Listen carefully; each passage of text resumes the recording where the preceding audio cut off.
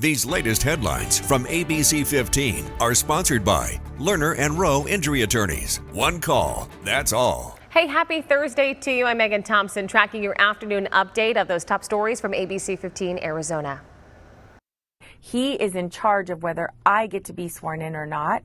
And that's why I'm glad that our Attorney General Mays got involved, because there has to be some pressure and pushback for this one individual being able to obstruct me getting sworn in. Arizona Congresswoman-elect Adelita Grijalva is still waiting to get to work.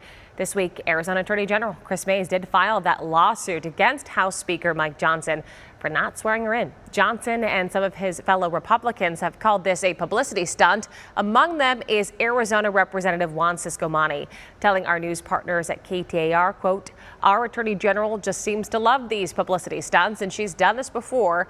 Of course, she loves suing Republicans." Going on to say he thinks she's done that 28 times with President Trump, and thankfully, she's not a very good attorney, end quote. Ciscomani, like many others in his party, say it's up to Democratic lawmakers to end this shutdown. However, Democrats say healthcare costs will skyrocket for many Americans. Some may even lose their coverage altogether.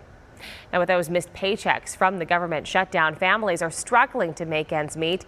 That's why APS is offering some help for customers with those bills. The state's largest utility provider is offering some flexible payment plans and adding $3 million in assistance programs. Customers can get up to $500 in emergency bill help regardless of income. Qualifying customers can also get up to 60% off their monthly energy bills. Most U.S. workers lack a quality job. That's the finding from a new study on American job quality. Only 4 in 10 workers in America right now are in quality jobs. The study defined job quality based on 5 factors: fair pay and benefits, workplace culture and safety, growth opportunities, workers' voice in decision making, and work schedule sustainability. Quality jobs are linked to better outcomes for workers, both at work and at home. And really across every measure, whether we're talking about happiness or job satisfaction, employees with quality jobs fare much better than those without them. Molly Blankenship is with nonprofit Jobs for the Future and was an author of the report. She says when workers lack quality jobs, it also means businesses are not getting the full potential out of their workforce. A Gallup report found disengaged employees resulted in global productivity losses of more than $9 trillion last year. When the worker is unhappy, they're more likely to take shortcuts. When they feel undervalued, they're more likely to underperform. Elizabeth Corsa is a career coach and says workers who lack quality in some dimensions of their job need to speak up. You want to ask yourself, can this be fixed? Can I speak with my manager and have a conversation with them about what I'm not happy about? Am I able to and feel safe to go to HR to express some of these concerns? Because many times it's not getting a raise, not getting the promotion, and not feeling valued. The report found key differences among demographics in who has a quality job. 45% of men have a quality job compared to 34% of women. And location made a difference too.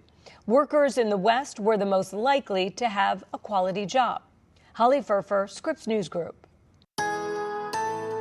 Tracking your most accurate forecast on this Friday Eve. I'm meteorologist Jorge Torres. We have clear skies in the valley today and for the next several days, too. With temperatures actually cooler because of that cool air moving in from the storm that's been producing the spotty showers and thunderstorms across the state since yesterday. That'll impact mainly northern Arizona today, but here in the valley, sunny and not as hot with a high of 84 later on today. That's 3 degrees below normal for this time of year. Now, Futurecast is showing the chance for spotty showers and thunderstorms across parts of the high country and along the Grand Circle as you head from the Kaibab Plateau all the way to the Four Corners. That continues to the rest of the afternoon and evening. So here is that forecast for today. Highs in the 50s in Flagstaff, 60s along the rim with 70s and 80s across the lower deserts. With that 7-day forecast, keeping those highs in the upper 80s this weekend, even 90s back in our forecast early next week in the valley. In the high country, again, that slight chance of a shower today with highs in the upper 50s. Then we're in the 60s through next week with overnight lows staying in the low to mid 30s in the high country.